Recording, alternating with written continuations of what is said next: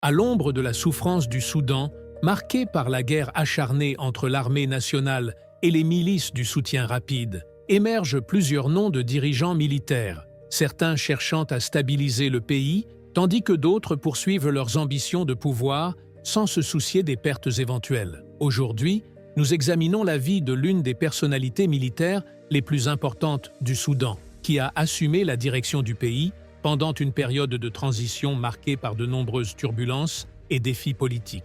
Il a occupé le devant de la scène politique après le renversement du régime du président Omar el-Béchir en 2019, assumant la responsabilité de la direction du Conseil souverain soudanais. Son parcours varie entre le service militaire et le rôle politique complexe qu'il joue, faisant de lui une figure centrale du Soudan contemporain. Dans cette vidéo, nous aborderons les différents aspects de la vie d'Abdel Fattah al-Burhan, depuis sa naissance jusqu'à son rôle dans les événements en cours. Restez donc avec nous jusqu'à la fin et n'oubliez pas d'aimer la vidéo et de vous abonner à la chaîne pour recevoir toutes les nouveautés.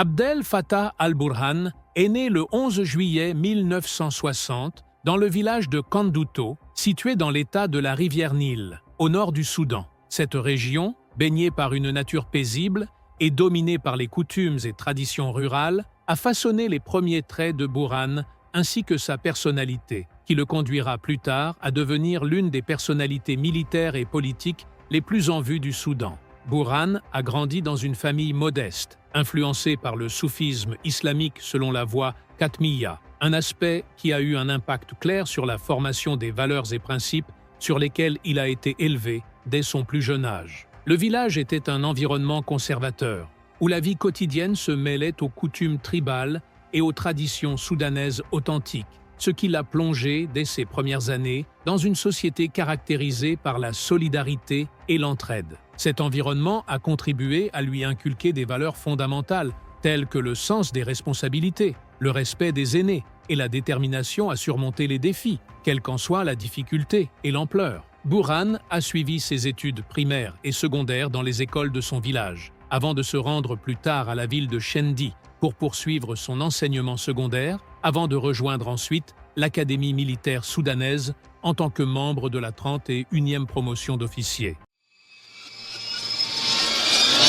Abdel Fattah al-Burhan a rejoint l'Académie militaire soudanaise qui représentait une véritable porte d'entrée dans le monde de l'armée, où il a commencé à apprendre les principes fondamentaux des sciences militaires et à s'immerger dans les détails d'un entraînement rigoureux et de la discipline. Pendant ses études à l'Académie, Burhan a excellé dans le développement de ses compétences en leadership, recevant des cours intensifs sur les tactiques militaires, la planification stratégique et les affaires sécuritaires. Il n'était pas un simple étudiant ordinaire. Au contraire, il a démontré une excellence remarquable qui l'a distingué parmi ses camarades. Après avoir terminé ses études au Soudan, il a eu l'opportunité de rejoindre des programmes de formation avancés à la fois en Égypte et en Jordanie. En Égypte, il a participé à des entraînements complets au sein de prestigieuses académies militaires qui se concentraient sur le développement des capacités de combat et de la réflexion stratégique. Cette période a constitué une expérience riche au cours de laquelle il a découvert les méthodes et techniques les plus récentes utilisées dans la gestion des opérations militaires et a tiré profit de l'expérience des formateurs égyptiens, réputés pour leur longue expérience dans les conflits régionaux. Quant à la Jordanie, Burhan a reçu un entraînement intensif sur la gestion de crise et les compétences en leadership dans des environnements variés. Les programmes de formation jordaniens étaient réputés pour leurs applications pratiques, ce qui a renforcé sa capacité à gérer différentes situations sur le terrain. Ainsi, toutes ces expériences ont contribué à façonner sa personnalité en tant qu'officier ambitieux, doté d'une compréhension approfondie des affaires militaires et l'ont préparé à assumer de plus grandes responsabilités à l'avenir, en particulier dans le contexte des tensions que traversait alors le Soudan.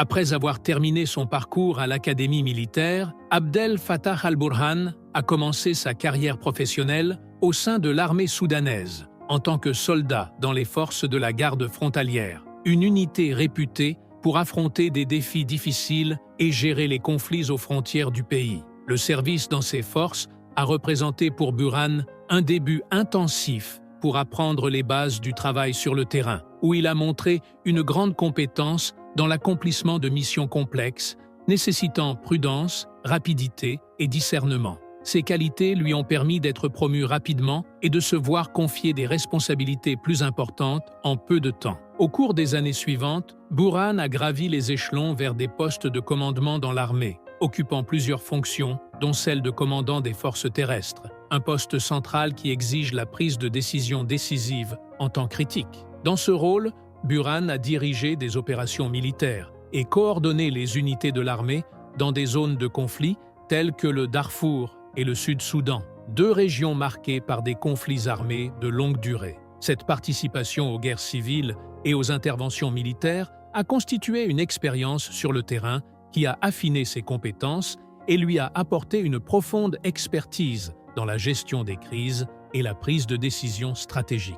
Au Darfour, Burhan faisait partie des forces chargées de faire face aux rébellions armées, où il a vécu les conflits directement et a été témoin des effets de la guerre sur les civils. Quant au Sud-Soudan, il a été confronté à des défis différents liés à la géographie difficile et aux conditions humanitaires complexes. Il a participé à des opérations visant à instaurer la stabilité dans les régions troublées et à soutenir les accords de paix. En outre, il a supervisé les forces soudanaises au Yémen en coordination avec Mohamed Hamdan Dagalo depuis 2015. Par la suite, Burhan a occupé le poste d'inspecteur général de l'armée, une fonction qui lui a permis d'avoir une vue d'ensemble sur les performances des forces armées soudanaises. Ce rôle lui a donné l'opportunité d'appliquer ses expériences sur le terrain pour développer des plans stratégiques et renforcer la préparation de l'armée face aux défis sécuritaires. Cette période a joué un rôle majeur dans la formation de sa vision future de la direction militaire, où il a appris à équilibrer les exigences sécuritaires et politiques, une vision essentielle qui l'a conduit plus tard à occuper des postes plus élevés au sein du pouvoir militaire et politique. Depuis 2019, Abdel Fattah al-Burhan est devenu l'une des figures centrales du Soudan, dirigeant le pays pendant une période de transformation majeure après le renversement du régime du président Omar el-Béchir, qui avait gouverné le Soudan pendant 3 décennies. Burhan a pris la présidence du Conseil militaire de transition, affrontant d'importants défis dans un contexte politique complexe, marqué par la colère populaire et les demandes croissantes de changement et de réformes. À cette époque, le pays connaissait de vastes manifestations, et la nécessité de gérer la phase de transition avec prudence était cruciale pour éviter que le pays ne sombre dans le chaos. L'un des défis les plus marquants auxquels Burhan a été confronté fut la dispersion du sit-in de la caserne générale en juin 2019, un événement qui a suscité une vague de critiques tant au niveau national qu'international. La caserne générale à Khartoum était au centre de l'attention des manifestants qui réclamaient le transfert du pouvoir à un gouvernement civil. Lorsque les forces militaires ont décidé de disperser le sit-in par la force, l'opération a entraîné un grand nombre de morts et de blessés, ainsi que de graves violations des droits de l'homme, y compris des cas de viol et de torture. Le conseil militaire dirigé par Burhan a été accusé, ce qui a provoqué une condamnation massive de la part des organisations de défense des droits humains et de la communauté internationale, compliquant davantage les négociations avec les forces de la liberté et du changement, représentant le mouvement civil réclamant la démocratie. Malgré ces critiques, Burhan a réussi à mener les négociations qui ont abouti, en août 2019, à la signature du document constitutionnel, prévoyant un accord de partage du pouvoir entre civils et militaires durant la phase de transition. L'accord stipulait la formation d'un conseil souverain composé de 11 membres, dont 5 militaires et 5 civils, ainsi qu'un membre supplémentaire choisi d'un commun accord entre les deux parties. Burhan devait présider ce conseil pendant les 21 premiers mois de la transition, avant que la présidence ne soit transférée à un civil. Burhan a dirigé la phase de transition dans un contexte économique dégradé et de multiples défis sécuritaires, tout en tentant de trouver un équilibre entre les demandes de la population et les pressions internes et externes. Cependant, les relations entre l'armée et le gouvernement civil se sont tendus à mesure que les désaccords sur la trajectoire de la transition démocratique augmentaient. Cela a conduit Burhan à intervenir à nouveau en octobre 2021, lorsqu'il a présidé le Conseil souverain soudanais et procédé à un coup d'État contre le gouvernement civil dirigé par le Premier ministre Abdallah Hamdok. Cette action a ramené le pays sous un régime militaire et a déclenché une vague de manifestations et de condamnations internationales, les forces d'opposition l'accusant de chercher à rétablir le pouvoir militaire, malgré son engagement à poursuivre la transition démocratique à travers l'organisation d'élections ultérieures. Les relations intérieures et extérieures d'Abdel Fattah al-Burhan étaient complexes et multidimensionnelles, oscillant entre tensions locales et communication efficace avec les acteurs internationaux, notamment après les événements liés à la dispersion du sit-in en juin 2019, qui ont jeté une ombre sur la confiance entre les différentes parties. Les tensions se sont intensifiées avec les mesures prises par Burhan en octobre 2021 pour suspendre le gouvernement civil, approfondissant les doutes sur ses intentions concernant la transition démocratique. Malgré ces défis internes, Burhan a maintenu un réseau de relations solides avec de nombreux pays de la région. L'Égypte, les Émirats arabes unis et l'Arabie saoudite constituaient des soutiens importants pour le Conseil militaire de transition. Ces pays considéraient Burhan et l'armée soudanaise comme un facteur de stabilité fiable dans une région instable, préférant coopérer avec un leadership militaire au Soudan plutôt que de risquer l'émergence d'un gouvernement civil susceptible de laisser place à des courants politiques indésirables. Ces pays ont également apporté un soutien économique et politique concret au Conseil militaire, renforçant ainsi la position de Burhan sur le plan interne et lui offrant une plus grande marge de manœuvre face aux pressions locales et internationales. À l'échelle internationale plus large, Burhan a adopté une politique de diversification des alliances, cherchant à renforcer les relations avec la Russie, qu'il a visité dans le cadre des efforts du Soudan pour élargir son réseau de relations extérieures et réduire sa dépendance vis-à-vis des pays occidentaux traditionnels. Cette visite visait à ouvrir de nouvelles perspectives de coopération dans les domaines de la sécurité, de la défense et de l'investissement économique. Cette initiative s'inscrivait dans une stratégie d'exploitation de la compétition internationale pour l'influence en Afrique, Burhan cherchant à sécuriser un soutien russe susceptible de renforcer ses capacités à faire face aux défis internes.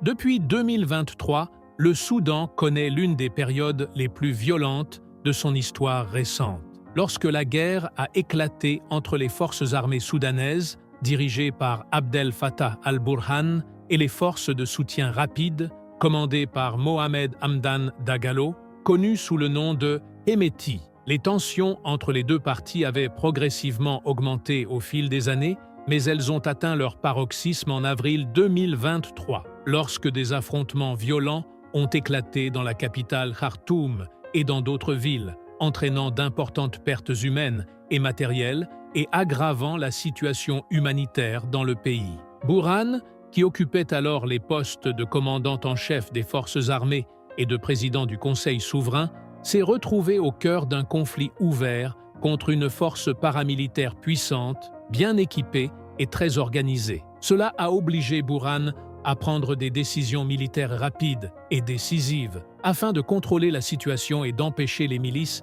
d'étendre leur influence dans le pays. Burhan a justifié les opérations militaires comme étant nécessaires pour préserver la souveraineté de l'État et l'intégrité de son territoire, accusant les forces de soutien rapide de chercher à diviser le Soudan et à prendre le contrôle des centres de pouvoir de manière illégitime. Au début de la guerre, les forces armées dirigées par Burhan se sont concentrées sur la reprise des sites stratégiques contrôlés par les forces de soutien rapide, notamment l'aéroport international de Khartoum, ainsi que plusieurs camps et infrastructures gouvernementales vitales. Les opérations militaires ont rencontré d'énormes défis, notamment les combats dans des zones urbaines densément peuplées, rendant difficile l'évitement de victimes civiles. Néanmoins, Burhan a insisté sur la nécessité de poursuivre la campagne jusqu'à l'élimination complète de la rébellion. En plus des combats militaires, Burhan a cherché à renforcer sa position politique et diplomatique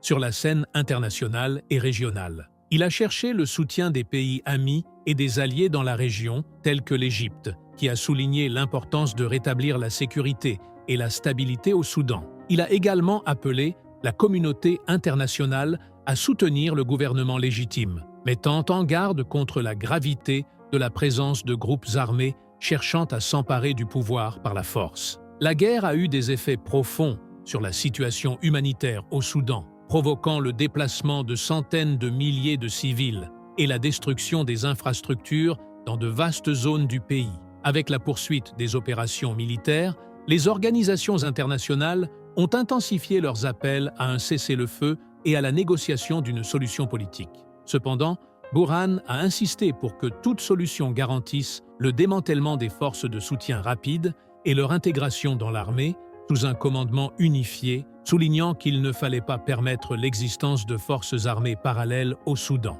Ainsi, le peuple soudanais continue de souffrir d'une guerre acharnée qui ne tient aucun compte de la vie des civils. Abdel Fattah al-Burhan est une personnalité militaire et politique controversée dans l'histoire contemporaine du Soudan. À travers son parcours, il est clair que son rôle militaire et politique est étroitement lié. Malgré ses efforts constants pour rétablir la stabilité, même par le biais de la guerre, il a également été accusé de violation des droits des civils et de la répression des manifestants. Avec la poursuite du conflit, Burhan demeure au cœur des événements qui façonnent l'avenir du Soudan. Et ici se termine le discours sur l'un des dirigeants les plus éminents de la scène soudanaise. Nous espérons que la vidéo saura vous plaire. N'oubliez pas de vous abonner à la chaîne et d'activer la cloche. À la rencontre dans un nouveau documentaire.